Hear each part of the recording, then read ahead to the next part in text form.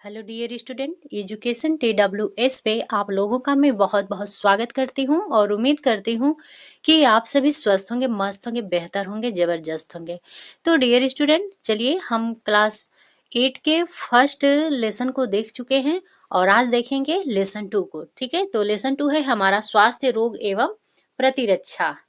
ठीक है, स्वास्थ्य रोग एवं प्रतिरक्षण के बारे में हम लेसन 2 में पढ़ने वाले हैं। ठीक है, तो डियर स्टूडेंट, अभी तक आपने चैनल को सब्सक्राइब नहीं किए हैं तो प्लीज चैनल को सब्सक्राइब कर लीजिएगा ताकि आने वाली हर वीडियो आप तक पहुंच सके। ठीक है, तो चलिए देखते हैं पाठ के सार में।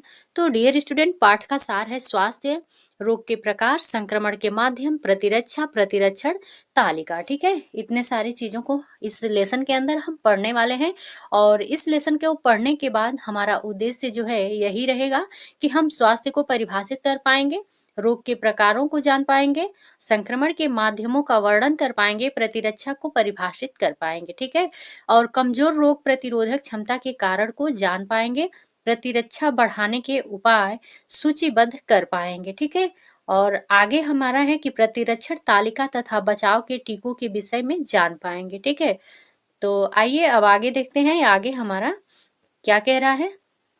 तो डियर स्टूडेंट, हमने जो है पिछली कक्षा में पढ़ा है कि अच्छे स्वास्थ्य के लिए व्यक्तिगत स्वच्छता एवं पर्यावरण की स्वच्छता दोनों ही आवश्यक होते हैं। ठीक है, आसपास के वातावरण में गंदगी के कारण जो है मनुष्य अनेक रोगों से ग्रस्त हो सकता है। तो हमारे वातावरण में कई प्रकार के रोगाणु होते हैं जो गंदगी तथा नमी में बहुत जल्दी से बढ़ने लगते हैं, पनपने लगते हैं। ठीक है, और विभिन्न माध्यमों के द्वारा रोग को फैलाते हैं। तो आइए हम स्वास्थ्य रोग तथा प्रतिरक्षण के विषय में जानते हैं। ठीक है, तो देखिए ये क्रियाकलाप है कि अपने किसी एक सहपाठी को देखिए और बताइए कि क्या वह आपको स्वस्थ लग रहा है। यदि हाँ तो 2 कारण बताइए और यदि नहीं तो 2 कारण नीचे तालिका में लिखना है। ठीक है, तो चलिए पहले हम आगे पढ़ेंगे स्वास्थ्य के बारे में। देखिए स्वास्थ्य के बारे में क्या कह रहा है। डियर स्टूडेंट्स, सामान्यतः व्यक्ति के शरीर का निरोगी होना ही स्वास्थ्य समझा जाता है। ठीक है, जबकि स्वास्थ्य का अर्थ सिर्फ बीमारियों की अनुपस्थिति नहीं है। किसी भी व्यक्ति को स्वस्थ तब कहा जाएगा जब वह शारीरिक, सामाजिक, मानसिक तथा भावनात्मक रूप से स्वस्थ है। ठीक है, तो विश्व स्वास्थ्य संगठन यानी WHO ने सन 1948 में स्वास्थ्य से निम्नलिखित परिभाषा दी थी। ठीक है, जो स्वास्थ्य की परिभाषा है वो नीचे देखेंगे कि कौन सी है। ये देखिए, ये विश्व स्वास्थ्य संगठन यानी WHO का लोगो है। ठीक है, इसे याद रखिएगा और ये भी काफी इम्पोर्टेंट है कि विश्व स्वास्थ्य संगठन यानी WHO ने सन 1948 में स्वास्थ्य की परिभाषा दी थी। वो क्या दी थी? तो WHO के अनुसार स्वस्थ वह व्यक्ति होता है जो व्यक्ति शारीरिक रूप से, मानसिक रूप से और सामाजिक रूप से स्वस्थ होने की जो स्थिति होती है उसे ही स्वस्थ कहते हैं। ठीक है, यानी कि जो व्यक्ति शारीरिक रूप से, मानसिक रूप से और सामाजिक रूप से स्वस्थ है वही स्वस्थ कहलाता है। ठीक है, अब आगे देखिए, आगे क्रियाकलाप है, छोड़ दीजिए। नेक्स्ट हमारा केस स्टडी है। ठीक है, तो कक्षा में सभी बच्चे आ रहे थे, सिर्फ आयशा और सिमरन छुट्टी पर थे। तो टीचर ने बच्चों से पूछा कि वे दोनों विद्यालय क्यों नहीं आ रहे हैं।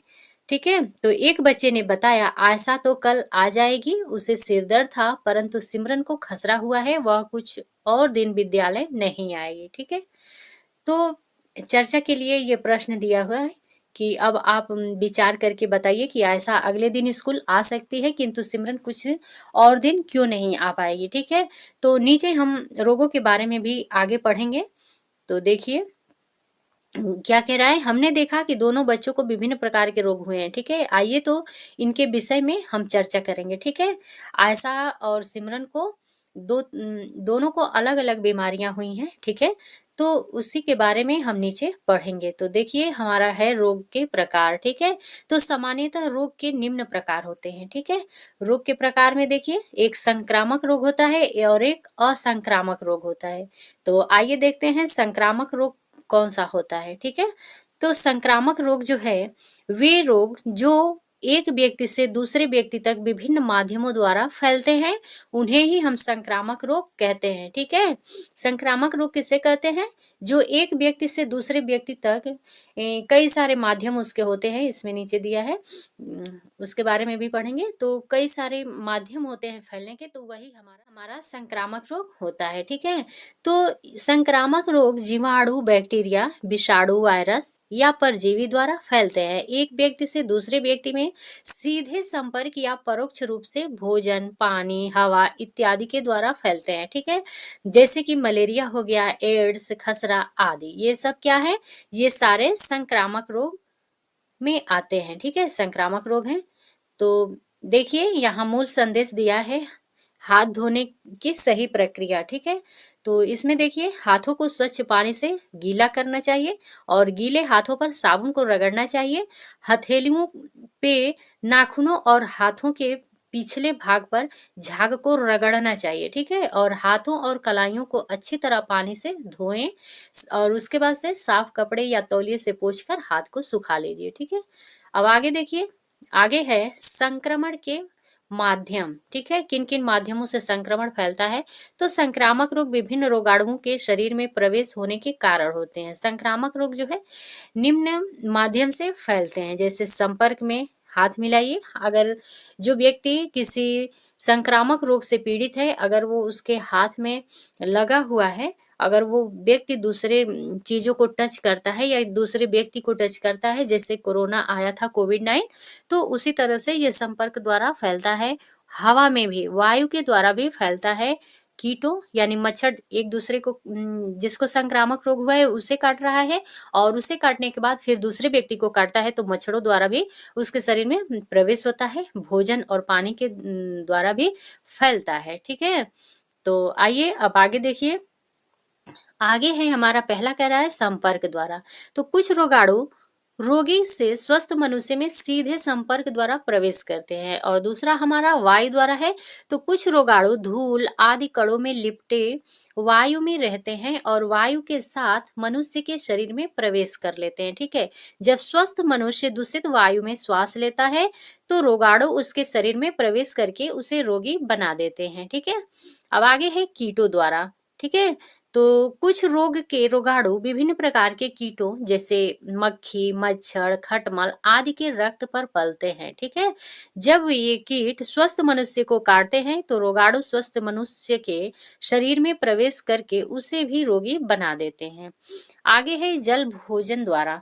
तो कुछ रोगाणु जल एवं भोजन में जीवित रहते हैं और जब मनुष्य संदूषित जल, बासी या दूषित भोजन का सेवन करता है तो वह रोगी हो सकता है। ठीक है, तो ये संक्रामक रोग हैं। अब देखिए संक्रमण रोग के माध्यम कौन कौन से हैं? तो आपने ऊपर पढ़ा है संक्रामक का माध्यम वायु द्वारा। देखिए कौन कौन से रोग, तो खांसी हो गया, जुकाम, निमोनिया, ये जो है ना, ये वायु द्वारा फैलता है। खांसते छींकते वक्त जुकाम हुआ रहता है, तो जो जिस व्यक्ति को हुआ रहता है तो वो जब खांसता है, छींकता है तो हवा में बैक्टीरिया मिल जाती हैं और दूसरे व्यक्ति में फैल जाती हैं। जब वो व्यक्ति सांस लेता है तो बैक्टीरिया उसके अंदर चली जाती है। तो ये वायु द्वारा फैलने वाला संक्रमण है, खांसी, जुकाम और निमोनिया। ठीक है, जल भोजन द्वारा तो हैजा, पोलियो, अतिसार, ये जो है जल और भोजन के जैसे द्वारा फैलता है। संपर्क द्वारा देखिए आंखें दुखना, दाद, खुजली, ये संपर्क द्वारा फैलने वाले हैं। कीटों द्वारा तो मलेरिया, डेंगू, ये सारी जो होते हैं मक्खियों द्वारा, तो ये सब कीट द्वारा फैलने वाले हैं। ठीक है, अब आगे देखिए, आगे है संक्रामक रोगों से बचाव के उपाय क्या है। ठीक है, हम इन रोगों से कैसे बच सकते हैं? तो आइए देखें, ऐसे रोगों से बचाव के लिए हमें किन बातों का ध्यान रखना चाहिए। तो नंबर 1 है व्यक्तिगत स्वच्छता पर ध्यान दें। अपने हाथ अच्छी तरह और नियमित रूप से धोना चाहिए। व्यक्तिगत वस्तुओं को साझा न करें तथा समय समय पर उन्हें कीटाणु रहित करें। और चौथे नंबर पे है कि भोजन बनाते और परोसते समय स्वच्छता अपनाइए और मच्छरदानी का प्रयोग करिए और पानी को जमा न होने दीजिए। ठीक है, अब आगे है कि संक्रमित व्यक्तियों से दूरी रखें तथा उनकी वस्तुओं को अलग रख देना चाहिए। 8वां है भीड़ भाड़ वाली जगहों पर जाने से बचना चाहिए और हमेशा मास्क का प्रयोग करना चाहिए। जब भी घर से बाहर निकलें तो मास्क लगाकर बाहर निकलना चाहिए। 10वें नंबर पे है कि बच्चों को रोगों से सुरक्षा प्रदान के लिए सभी टीके जो है समय पर लगवा देने चाहिए। ठीक है, ये धुंधला है, नहीं दिखाई दे रहा है, नहीं तो इसको भी बता देते। अब आगे देखिए, ये संक्रामक रोगों से बचाव है। ठीक है, तो आप व्यक्तिगत स्वच्छता रखिए, पानी जमा न होने दीजिए, और नीचे है कि व्यक्तियों मच्छरदानी का प्रयोग करिए, और इसके नीचे देखिए दिया है कि मास्क पहनिए और संक्रमित व्यक्ति की वस्तुओं को अलग रखिए और संक्रमित व्यक्ति से दूरी बनाकर रखिए। ठीक है, अब आगे है असंक्रामक। ठीक है, जो हमने अभी पढ़ा है वो संक्रामक रोग थे। ठीक है, अब है असंक्रामक रोग के बारे में पढ़ेंगे। तो डियर स्टूडेंट, वे रोग जो एक व्यक्ति से दूसरे व्यक्ति तक नहीं फैलते उन्हें असंक्रामक रोग कहते हैं। ठीक है, ये रोग एलर्जी, पोषक तत्वों की कमी या अस्वस्थ जीवन शैली इत्यादि के कारण हो सकते हैं, जैसे हृदय रोग हो गया, कैंसर, मधुमेह, उच्च रक्तचाप, रतौंधी आदि। ये जो रोग है ना, ये व्यक्ति के संपर्क में आने से नहीं फैलता है, हवा द्वारा भी नहीं फैलता है, भोजन के द्वारा भी नहीं फैलता है। ठीक है, ये जो है एलर्जी, पोषक तत्वों की जिनके अंदर कमी हो गई उन्हें हो सकता है। अच्छा खान पान नहीं है, उनकी जीवन शैली में संतुलित आहार या फिर अच्छे से खान पान नहीं शामिल हो पा रहा है, तो ये सारे रोग हो सकते हैं। ठीक है, तो ये असंक्रामक रोग कहलाते हैं। अब आइए आगे देखते हैं। देखिए इसमें दिया भी है क्रियाकलाप में कि बच्चों, हमने विभिन्न प्रकार के रोगों के विषय में जाना है, तो आइए निम्न रोगों को संक्रामक और असंक्रामक रोगों में विभाजित कीजिए और नीचे दी गई तालिका में लिखना है। तो चलिए विभाजित करिए। संक्रामक रोग में कौन कौन सा आ जाएगा? तो डियर स्टूडेंट, बताइए इसमें से कौन सा संक्रामक रोग है और कौन सा आक्रामक रोग है? तो हृदय रोग आपका आक्रामक हो जाए, असंक्रामक हो जाएगा, और मलेरिया जो है संक्रामक हो जाएगा, मधुमेह असंक्रामक होगा, एड्स संक्रामक होगा, उच्च रक्तचाप असंक्रामक होगा, कैंसर असंक्रामक होगा, खसरा संक्रामक होगा, और रतौंधी है तो ये असंक्रामक रोग होगा। ठीक है, तो देखिए असंक्रामक रोगों के कारण। ठीक है, देखिए असंक्रामक रोगों के कारण के बारे में दिया है। तो असंक्रामक रोग एक व्यक्ति से दूसरे व्यक्ति द्वारा बिल्कुल नहीं फैलता, और इन रोगों के फैलने के जो है निम्न कारण हो सकते हैं। देखिए क्या क्या है। असंतुलित भोजन, यानी पर्याप्त मात्रा में संतुलित भोजन न करने की स्थिति में जो है बीमारियां असंक्रामक वाली होती हैं। शारीरिक व्यायाम में कमी, डेली आप व्यायाम वगैरह नहीं करते हैं। अस्वस्थ जीवन शैली, ज्यादा फास्ट फूड वगैरह खाने से होता है। ज्यादा आप तनाव में रहते हैं और धूम्रपान, मादक पदार्थों का सेवन करते हैं, तो ये आक्रामक रोगों के कारण हो सकते हैं। ठीक है, तो अब जानेंगे आगे कि असंक्रामक रोगों से कैसे हम बच सकते हैं। ठीक है, तो अभी हमने असंक्रामक रोगों के कारण जाने हैं, तो आइए अब हम इनसे बचने के तरीके जानते हैं। ठीक है, कैसे हम बच सकते हैं। तो देखिए, तो डियर स्टूडेंट, हम असंक्रामक रोगों के कारण जानेंगे और इससे बचने के विषय में जानेंगे। तो देखिए हमें क्या क्या करना चाहिए। असंक्रामक रोगों से बचाव के लिए संतुलित भोजन लें, धूम्रपान, मादक पदार्थों का सेवन न करें, और साफ सफाई, स्वच्छता भी बनाए रखिए। पर्याप्त मात्रा में नींद लीजिए, व्यायाम और योगा करिए। ठीक है, और तनाव से बच कर रहिए। ठीक है, और हेल्दी भोजन खाएंगे तो आपका हार्ट भी अच्छा रहेगा। तो ये बचने के तरीके हैं। अगर इन सारी चीज़ों को आप इस्तेमाल करते हैं, अपने लाइफ स्टाइल में चेंजेस करते हैं, तो आप इन सारे रोगों से बच सकते हैं। अब आगे देखिए, मूल संदेश में दिया है कि संक्रमक यानी इन्फेक्शन क्या होता है। तो कुछ रोग ऐसे होते हैं जो एक व्यक्ति से दूसरे व्यक्ति तक प्रत्यक्ष या अप्रत्यक्ष रूप से फैलते हैं। एक व्यक्ति जब दूसरे रोगी व्यक्ति के संपर्क में आता है तो उसे वह रोग हो जाता है। इसी प्रक्रिया को हम संक्रमण कहते हैं, जैसा कि हमने ऊपर पढ़ा है। अब आगे है संप्राप्ति काल। ठीक है, संप्राप्ति या उद्भवन काल जिसको कहते हैं। तो डियर स्टूडेंट, स्वस्थ व्यक्ति के शरीर में प्रवेश करने के पश्चात रोगाणु शीघ्रता से संख्या में बढ़ने लगते हैं और एक निश्चित काल में यह रोगाणु इतने प्रबल हो जाते हैं कि रोग के लक्षण प्रकट होने लगते हैं। ठीक है, रोगाणु के शरीर में प्रवेश से लेकर लक्षण के प्रकट होने तक के समय को ही हम संप्राप्ति काल कहते हैं। ठीक है, संप्राप्ति काल क्या है? तो क्या होता है कि रोगाणु के शरीर में प्रवेश होने से लेकर के और लक्षण जब प्रकट होने लगते हैं, लक्षण दिखाई देने लगते हैं, तो प्रवेश से लेकर लक्षण तक के समय को ही हम संप्राप्ति काल कहते हैं। जैसे खसरा का संप्राप्ति काल जो है 10 से 12 दिन होते हैं। ठीक है, अब आगे देखिए संक्रामक काल के बारे में दिया है। तो एक रोगी व्यक्ति एक निश्चित समय तक रोग फैला सकता है।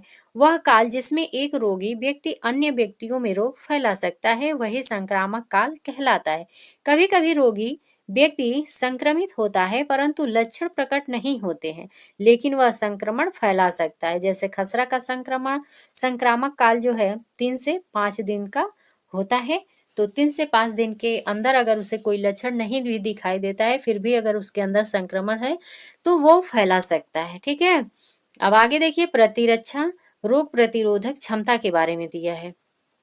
तो रोगों से लड़ने की क्षमता को ही हम प्रतिरक्षा कहते हैं। ठीक है, हर व्यक्ति की रोगों से लड़ने की क्षमता अलग अलग होती है।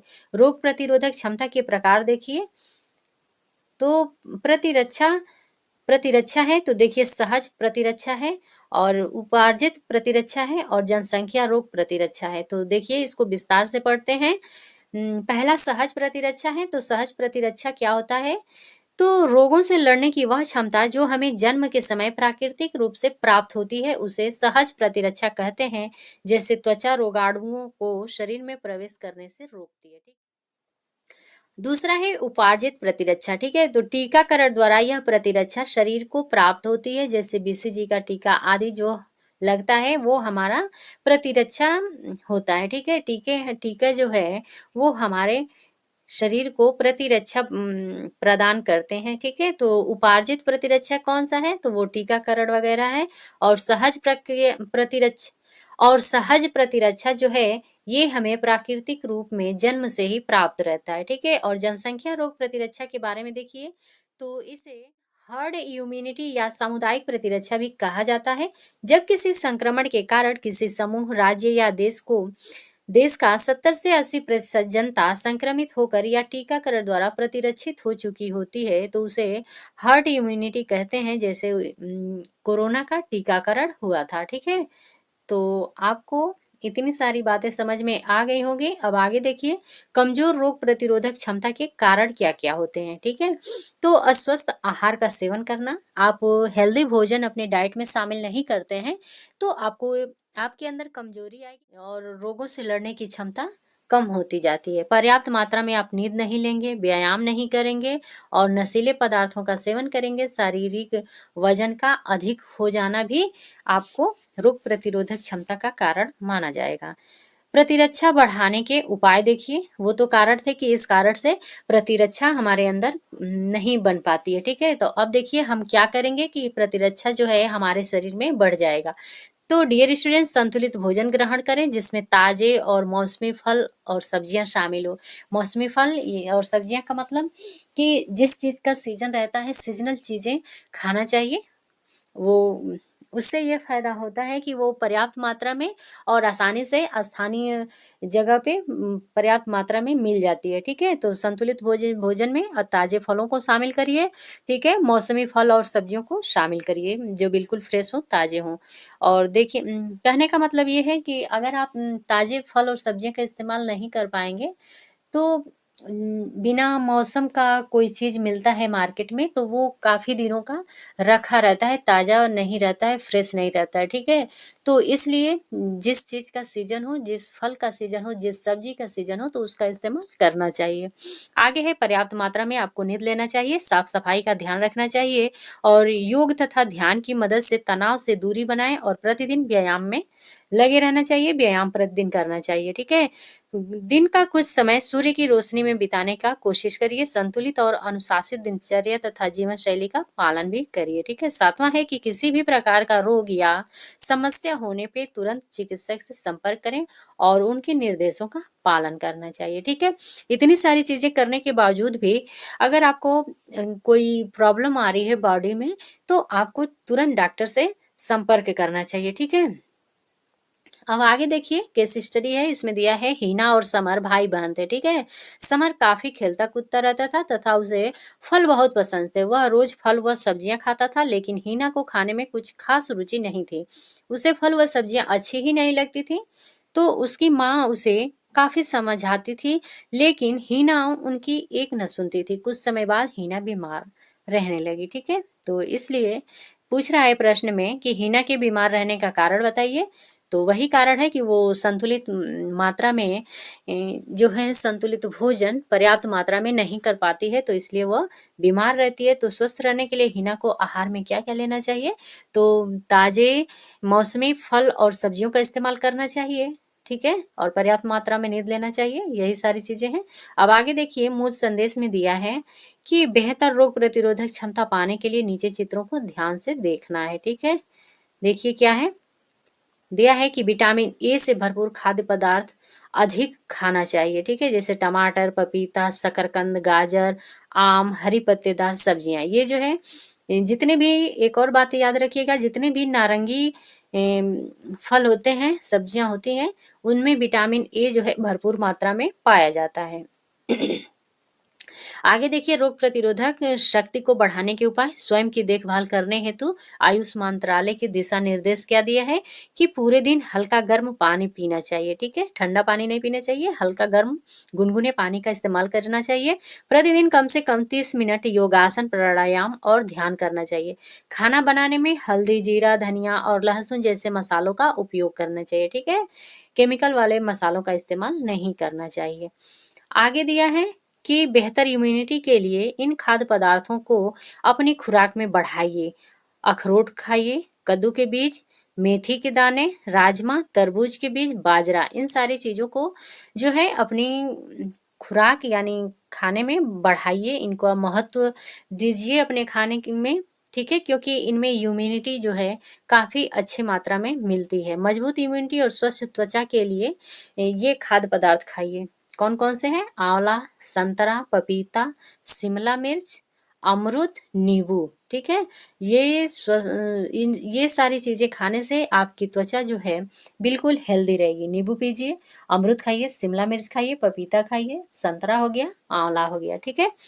अब आगे देखिए, आगे है प्रतिरक्षण तालिका, बचाव के टीके। ठीक है। तो डियर स्टूडेंट, टीकाकरण बच्चों के भविष्य और जीवन की सुरक्षा के लिए सबसे प्रभावी और किफायती तरीका है। ये सुरक्षा कवच की तरह काम करता है।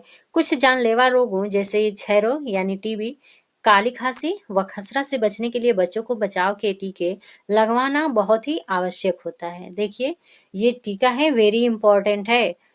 ठीक है। ये हर एग्जाम में पूछा जाता है।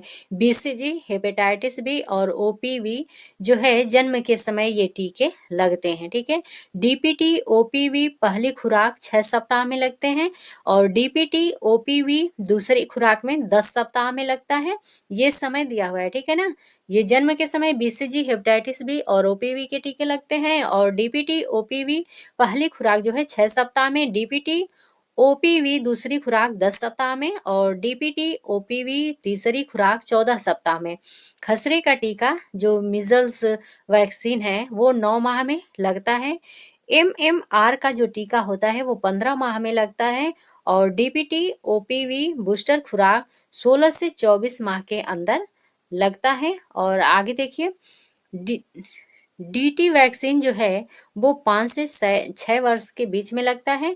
टी वैक्सीन 10 वर्ष में और टीटी वैक्सीन 15 वर्ष में लगाए जाते हैं। ठीक है। याद कर लीजिएगा। अब आगे देखिए पेंटावेलेंट वैक्सीन जिसमें diphtheria plus, pertussis, tetanus, hepatitis B, HIV, Hib के क्रमशः 6, 10 और 14 सप्ताह में लगाए जाते हैं। पेंटावेलेंट को अलग अलग डीपीटी और हेपेटाइटिस बी के बदले लगाया जाता है। ठीक है। अब आगे देखिए मूल संदेश में क्या है। मूल संदेश में हमारा ये है कि भारत सरकार ने पूर्ण टीकाकरण को गति प्रदान करने के लिए मिशन इंद्रधनुष प्रारंभ किया है। अगर क्वेश्चन में पूछे कि भारत सरकार ने पूर्ण टीकाकरण को गति प्रदान करने के लिए कौन क्या प्रारंभ किया है, तो मिशन इंद्रधनुष प्रारंभ किया है। आइए इंद्रधनुष देखिए आप लोग, ये इंद्रधनुष है।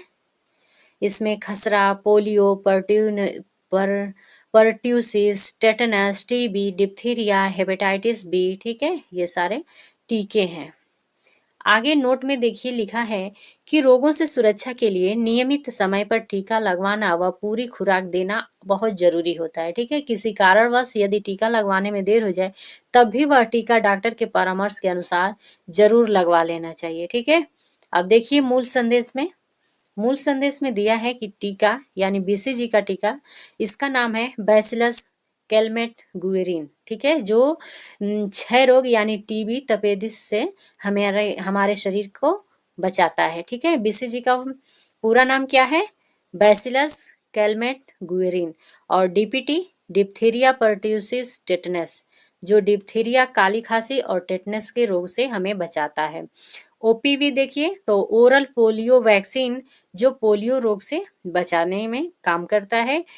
MMR जो है मीजल, मम्पस, रूबेला, ठीक है, ये खसरा, मम्पस और रूबेला रोग से बचाता है। ठीक है, MMR का फुल फॉर्म क्या है, टीके का पूरा नाम मीजल, मम्पस, रूबेला होता है। ठीक है, ये सारी चीजें याद करने वाली हैं। ठीक है, और ये काफी इम्पोर्टेंट क्लास भी है, इससे बहुत सारे क्वेश्चन एग्जाम में पूछे जाते हैं। अब देखिए हमने इस लेसन से क्या सीखा।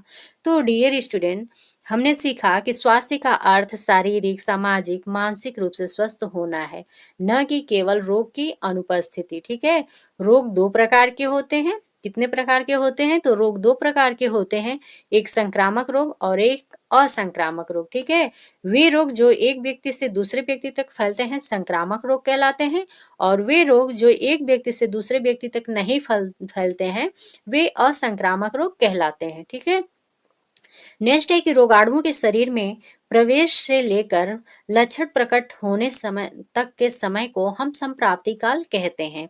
आगे है कि वह काल जिसमें एक रोगी अन्य स्वस्थ व्यक्तियों में रोग फैला सकता है संक्रमण काल कहलाता है। रोगाणु वायु, जल, भोजन, संपर्क तथा कीटों द्वारा फैलते हैं।